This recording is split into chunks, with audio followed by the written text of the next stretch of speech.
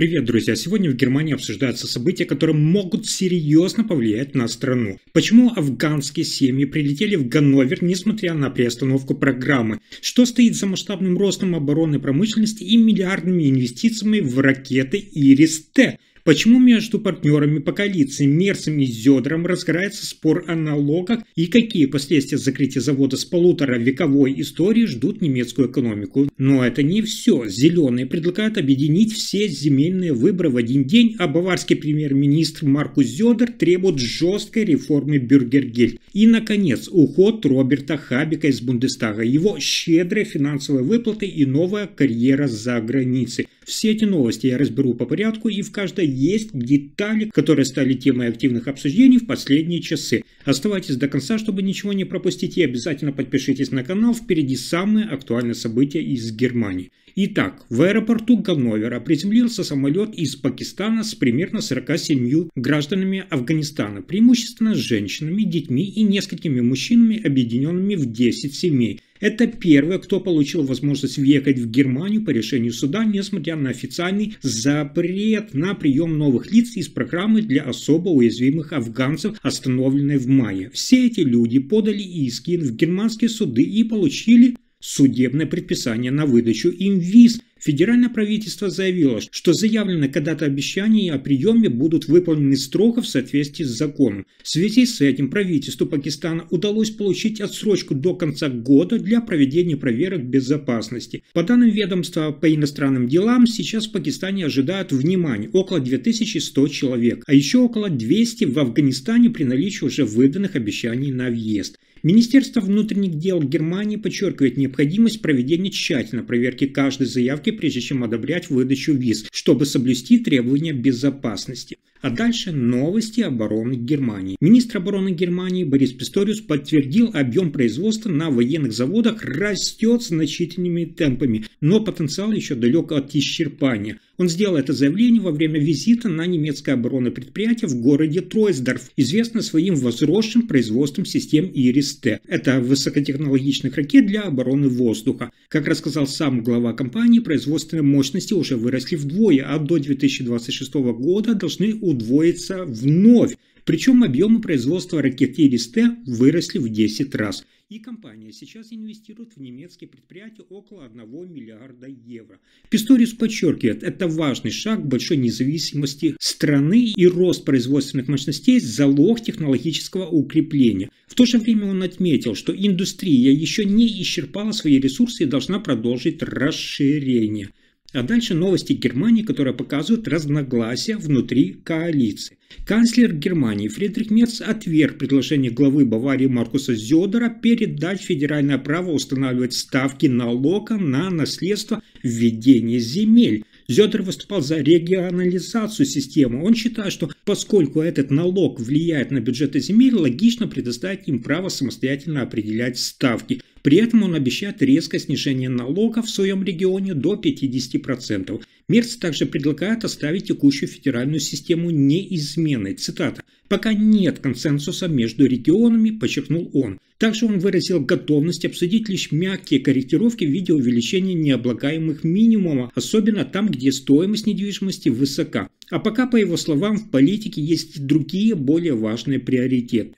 И теперь новость, которая показывает состояние экономики Германии. Начало сентября принесло важное решение. Завод по изготовлению труб в городе Сульцбург-Розенберг закрыт. Администрацию предприятия возглавил управляющий по делам банкротства Йохим Заремба, который сообщил, что никаких перспектив сохранить производство нет. В результате, внимание, около 300 работников были освобождены от работы, им предстоит увольнение после согласования социального пакета с представителями профсоюза. В последние месяцы предпринималась попытка найти инвесторов, но они провалились. Основная причина – земля и оборудование принадлежат не предприятию, а сторонним структурам. Стоимость и условия, предложенные собственникам, не совпадали с ожиданием потенциального покупателя, что сделало сделку невозможной. Напомню, что этот трубный завод имеет исторические корни, он вырос из бывшего крупного сталелитейного комплекса, просуществовал более 150 лет и служил важной опорой экономики региона.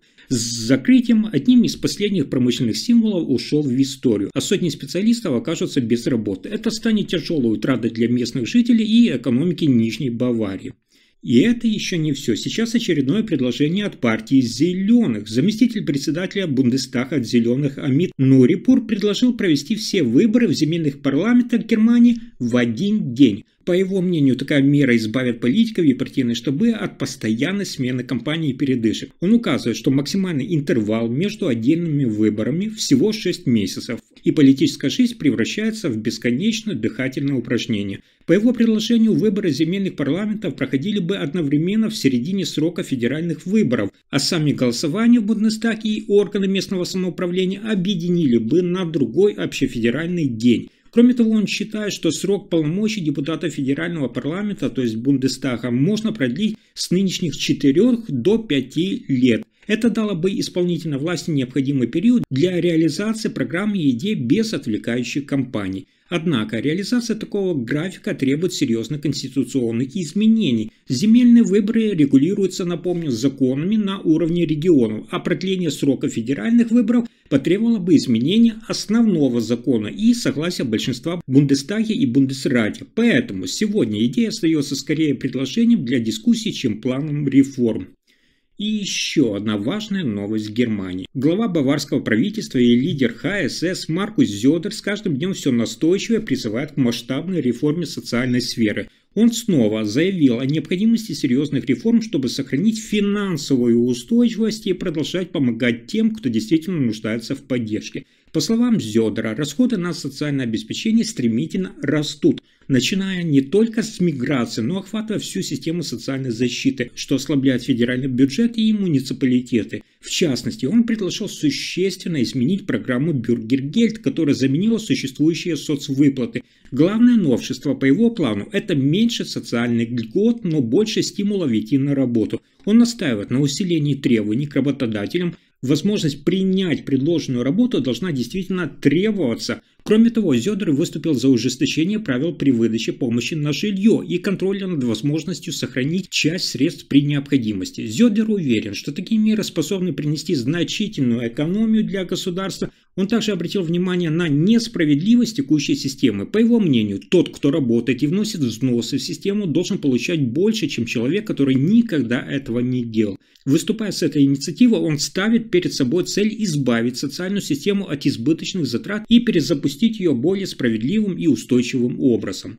И, внимание, еще одна новость, которая вызывает обсуждение в последние дни. С 1 сентября экс-канцлер и бывший вице-канцлер Роберт Хабек больше не является членом Бундестага. Он завершил свой мандат и дал старт новой главе своей жизни. По данным, ему полагаются выплаты и не только переходные, но и будущая пенсия. За 3,5 года работы министром и вице-канцлером он получил переходное пособие. Напомню, полный доход около 18 тысяч евро за первые 3 месяца, и половину этой суммы далее всего примерно у него получится 243 тысячи евро. Так же, как депутат, он получает пособие за каждое полное рабочее депутатское место, 1 месяц выплаты по текущим тарифам, а это, напомню, 11 833 евро. Однако большинство этой суммы учитывается при дальнейшем начислении пенсии. В будущем Хабека ожидает 2 пенсии от службы министра и от депутатства. При этом выплаты пересчитываются, чтобы избежать двойного покрытия. В итоге месячная общая сумма социальной защиты составит около, внимания, 5600 евро. А если учесть парламентскую службу в земле Шлезвиг-Гольштейн, эта цифра вырастет до примерно 6900 евро. Таким образом, после ухода из активной политики он сохранит доход, обеспечивающий комфортный уровень жизни, но карьера продолжится. Хабек намерен заниматься научной и преподавательской деятельностью за рубежом в институтах Копенгагена и Калифорнии. Если информация оказалась полезной, ставьте лайк, подписывайтесь на канал и делитесь видео. Спасибо за просмотр.